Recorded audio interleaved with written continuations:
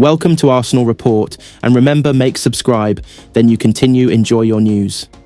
News broke on a quiet Monday morning. Bukayo Saka, Arsenal's golden boy, was leaving. A blockbuster offer from Real Madrid had turned heads, £140 million, and a promise of European glory. The club tried to keep him. Arteta pleaded. Edu negotiated. But Bukayo had made up his mind. He'd given Arsenal everything. A decade of loyalty, countless goals, big game moments. And now, he was leaving, not out of disloyalty, but destiny. The fans were heartbroken. The Emirates banners with his name still waved in the breeze. But the club couldn't mourn for long. They needed a solution, not just a winger. They needed a phenomenon. And Edu knew exactly where to look.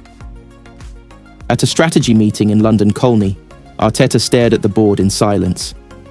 "Replacing Saka?" he asked, shaking his head. "You don't replace a heart, you replace the rhythm. What if we didn't replace him with another wing?" Arteta raised an eyebrow. Edu pulled up a video. Osimhen.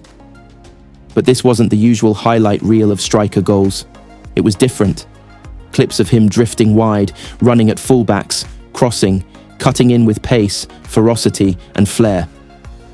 Arteta's mind began to race. "What if," Edu said, "we evolved the system instead?" Victor Osimhen was already a gunner.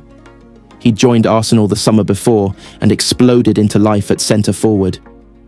But with the arrival of a new number, 9, wonder kid Santiago Marin from Brazil, Arteta had an idea. "You're a force," Arteta replied. "You can press, stretch, destroy. From the wing, you'll have freedom and power. You won't replace Saka, you'll redefine the role." Victor thought about it. He'd played wide early in his career, and the idea of terrifying fullbacks for 90 minutes intrigued him. "I'll do it," he said, "but I'm not coming to copy anyone. I'll be the first of my kind."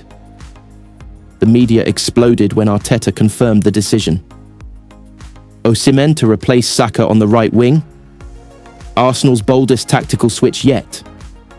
From poacher to predator, the Nigerian storm coming wide. He's a number one. Why waste him wide? Madness to replace Saka with a striker. We're finished. But Arteta didn't flinch, nor did Osimhen. In a rare interview, he responded with calm confidence. Osimhen on the right wasn't just working, it was terrifying. He'd drift wide, then cut in like a rocket. His speed, already deadly through the middle, was uncontainable down the flank. Left-backs trembled. Midfielders shifted nervously. Odegaard found new passing lanes. Arsenal's 4-3-3 morphed in possession.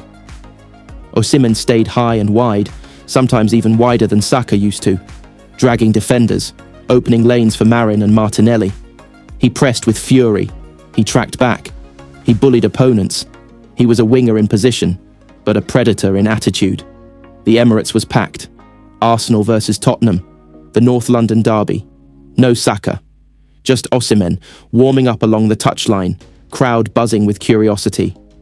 10 minutes in, he roasted Udogie with a burst of pace. 20 minutes later, he cut inside and unleashed a thunderbolt. Goal. Top corner. Emirates erupted. He ran to the fans, pointed to the sky and roared. Osimhen on the right wasn't just working, it was terrifying. He'd drift wide, then cut in like a rocket. His speed, already deadly through the middle, was uncontainable down the flank. Left-backs trembled. Midfielders shifted nervously. Odegaard found new passing lanes. Arsenal's 4-3-3 morphed in possession. Osimhen stayed high and wide, sometimes even wider than Saka used to, dragging defenders, opening lanes for Marin and Martinelli. He pressed with fury. He tracked back.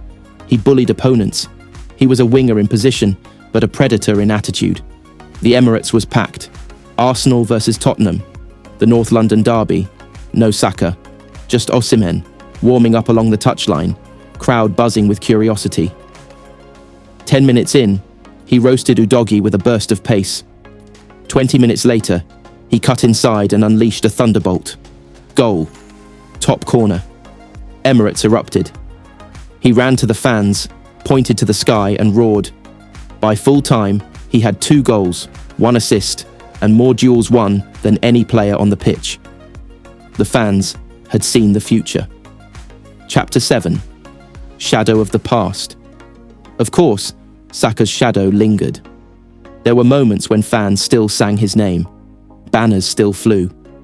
And after a tough loss to Brighton where Osimhen missed a sitter, critics pounced.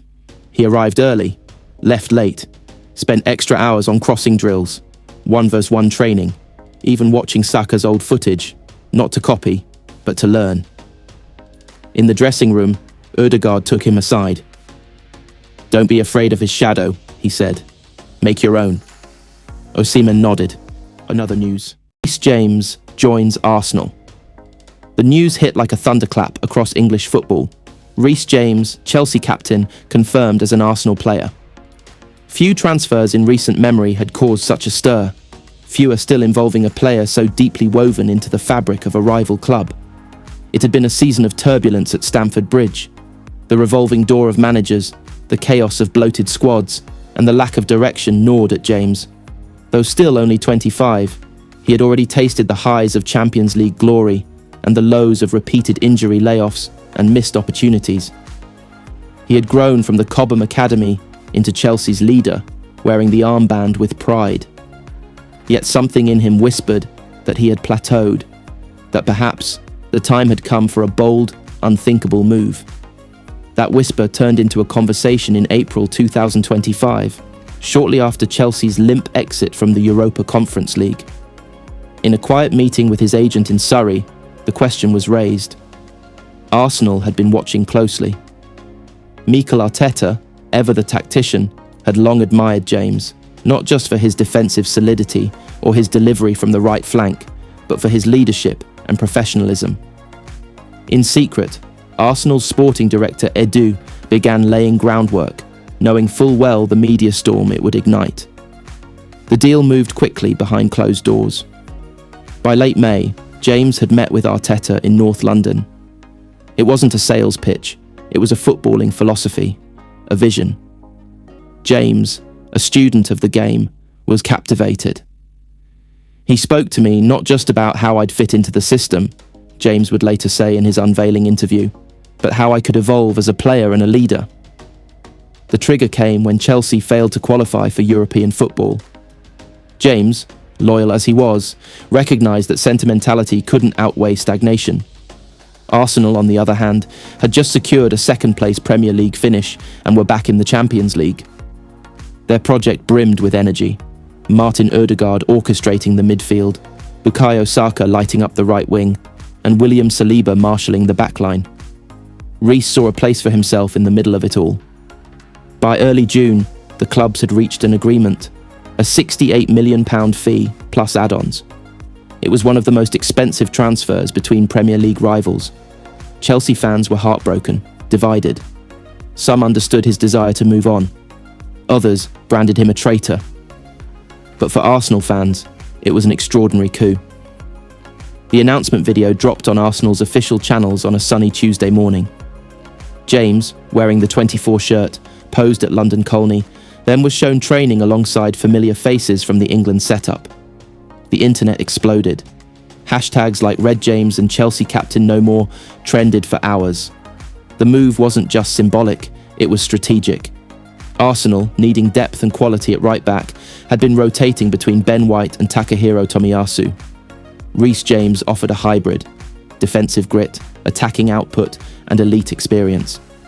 Arteta planned to use him in multiple systems, sometimes as a traditional fullback, other times as an inverted midfielder drifting inward to support build-up play.